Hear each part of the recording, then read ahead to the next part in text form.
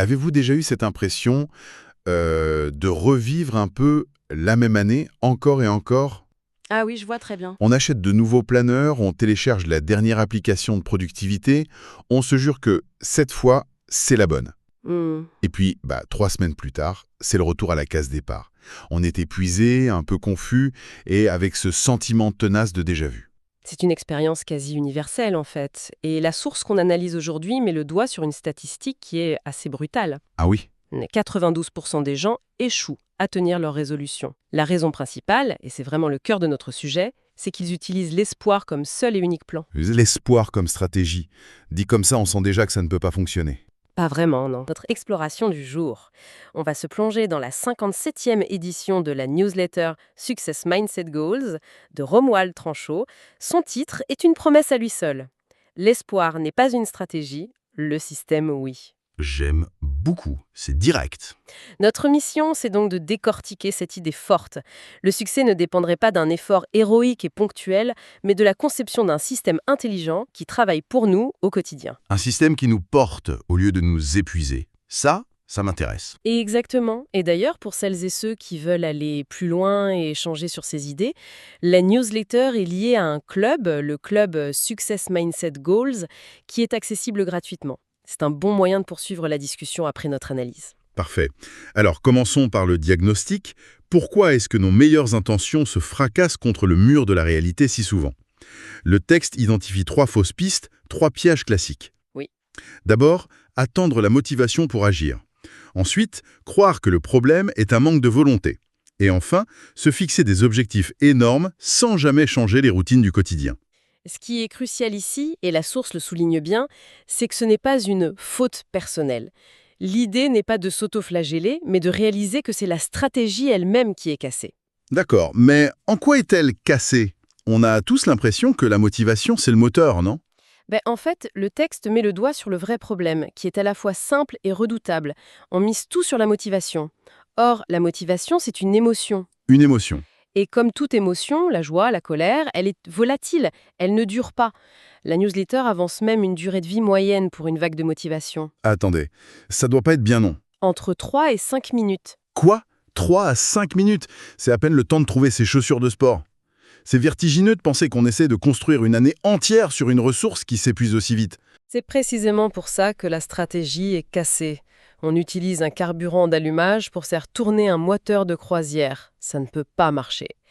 Et c'est là que le texte introduit le concept central, le vrai changement de paradigme. L'environnement. L'environnement, exactement. Ah, le fameux environnement. On en entend parler, mais est-ce que c'est si important que ça? C'est là que le texte nous donne un chiffre qui fait réfléchir. 45% de nos comportements seraient dictés par notre environnement. 45%, c'est énorme. C'est presque la moitié de nos actions quotidiennes qui ne viendraient pas d'une décision consciente, mais d'une simple réaction à ce qui nous entoure. Ça remet pas mal de choses en perspective, non? C'est presque dérangeant. Ça veut dire que près de la moitié du temps, je ne suis pas vraiment aux commandes. C'est mon appartement ou mon bureau qui décide pour moi. C'est un peu l'idée. Le texte parle du principe de friction. Le changement durable ne viendrait pas d'un effort de volonté surhumain, mais de la simple réorganisation de son environnement pour rendre les bonnes habitudes faciles. Et les mauvaises, difficiles. Voilà. Si les affaires de sport sont prêtes au pied du lit, la friction pour y aller est quasi nulle. Si elles sont au fond d'un placard derrière une pile de linge, notre cerveau, qui est programmé pour économiser l'énergie, choisira toujours le chemin sans friction. Je vois. Donc, on arrête la bataille frontale contre soi-même pour devenir une sorte de designer, d'architecte de sa propre vie.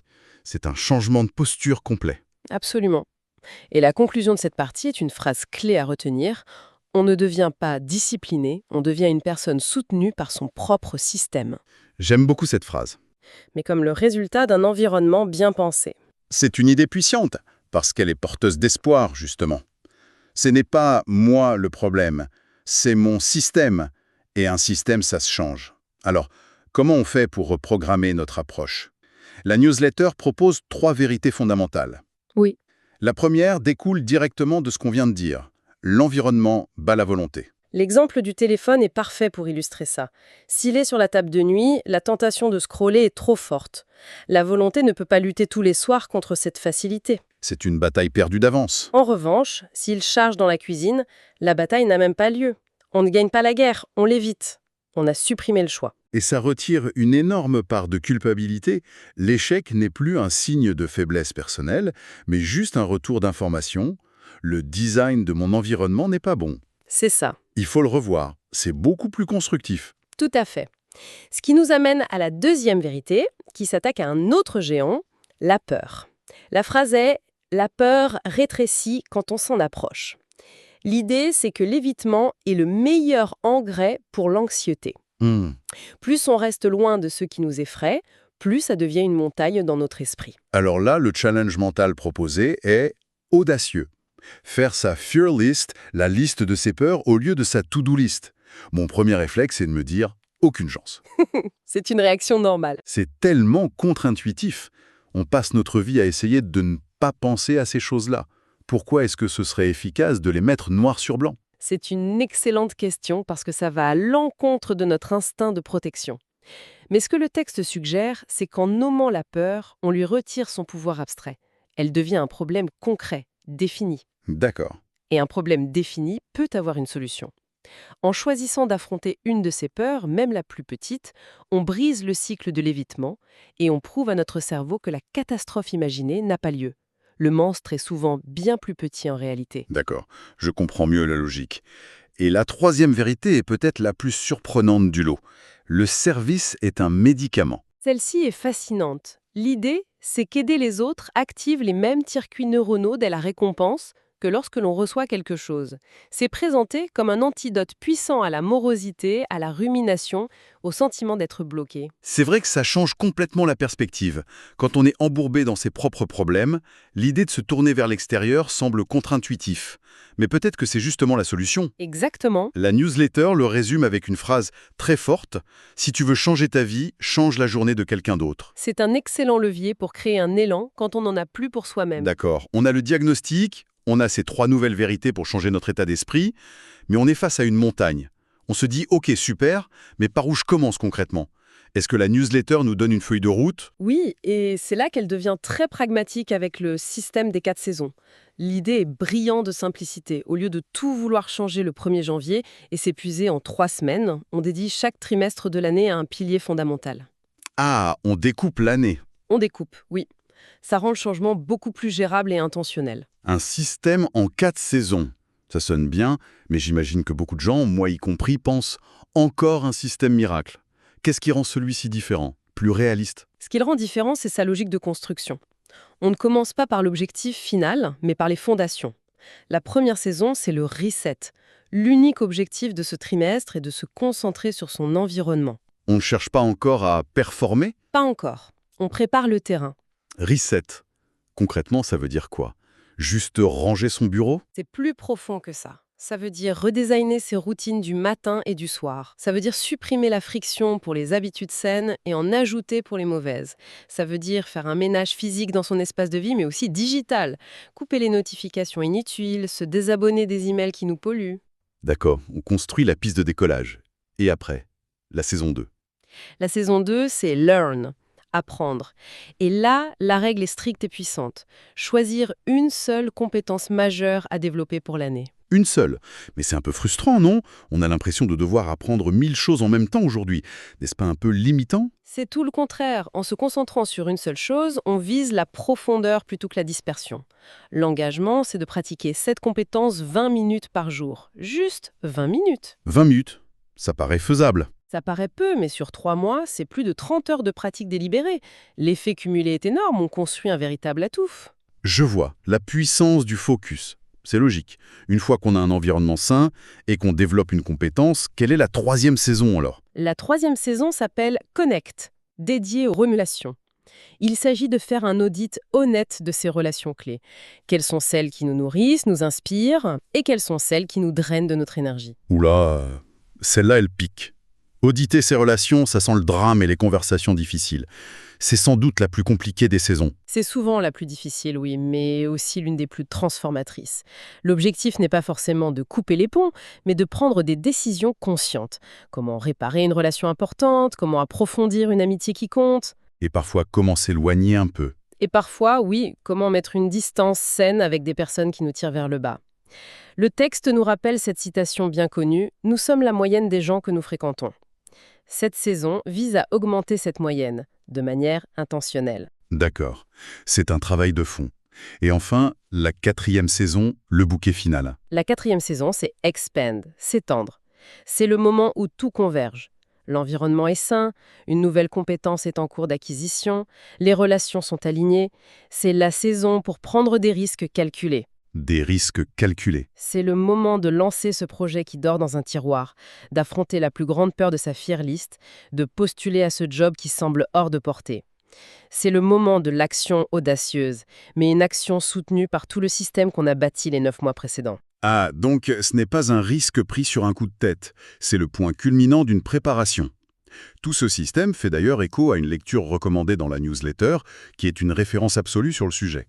Atomic Habits de James Clear. Exactement. C'est la bible de cette approche systémique. La newsletter en extrait 3 concepts clés. Le premier, c'est cette idée mathématique un peu folle de l'agrégation des gains marginaux. Ah oui, le fameux 1%. C'est ça. Être 1% meilleur chaque jour ne nous rend pas 365% meilleur en un an, mais 37 fois meilleur.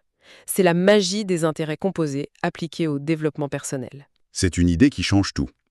Et la deuxième, qui m'a personnellement beaucoup marqué dans ce livre, c'est l'identité avant le résultat.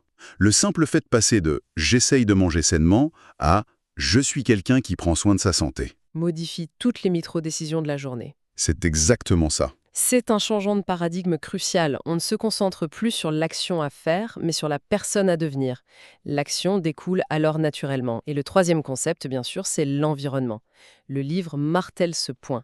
Il faut être l'architecte de son espace, pas sa victime. Ce qui nous ramène à la saison 1 du plan, la boucle est bouclée. Tout à fait. Bon, tout ça est génial, la théorie est claire, le plan est logique, mais on connaît tous le piège. On écoute ça, on est super motivé pendant, allez, disons 10 minutes, et puis on retourne à nos vies et on ne fait rien. Le fameux syndrome du séminaire. Voilà. C'est là qu'on arrive au cliffhanger de la newsletter, le moment où tout peut basculer. La théorie sans action immédiate, c'est juste du divertissement. Le momentum se crée avec le tout premier pas, pas avec la réflexion. Et pour ça, le texte propose un défi de la semaine pour poser la toute première brique là, maintenant. Parmi les actions, il y en a 2 qui me sont particulièrement puissantes. Je vous écoute. La première, redesigner sa table de nuit. Ce soir, on enlève le téléphone et on le remplace par un livre ou un journal. C'est simple, concret et ça change radicalement la dernière heure de la journée et la première du lendemain. C'est un petit changement avec un impact absolument disproportionné. C'est l'essence même d'une habitude atomique. Et la deuxième action, pour faire écho à la fear list, faire une action qu'on repousse par peur. Aujourd'hui. Pas demain, pas la semaine prochaine.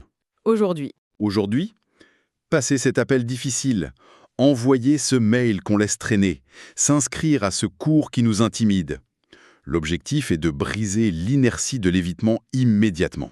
Ce sont des actions qui créent une preuve pour soi-même, une preuve que le changement est possible, ici et maintenant. C'est ce qui allume la mèche. Alors, si on devait résumer l'idée maîtresse de toute cette exploration. L'idée maîtresse, c'est que l'année à venir n'a pas besoin d'être magique pour être exceptionnelle. Elle a simplement besoin d'être intentionnelle. Le succès, quel qu'il soit, devient alors une conséquence quasi inévitable. Pas par chance. Non. Pas par chance ou par un effort héroïque, mais par la conception d'un système intelligent qui nous soutient. Il s'agit de faire cette transition fondamentale, passer de l'espoir, qui est une émotion passive, à un système qui est une structure active. Change ton système, change ta vie. C'est aussi simple et aussi complexe que ça.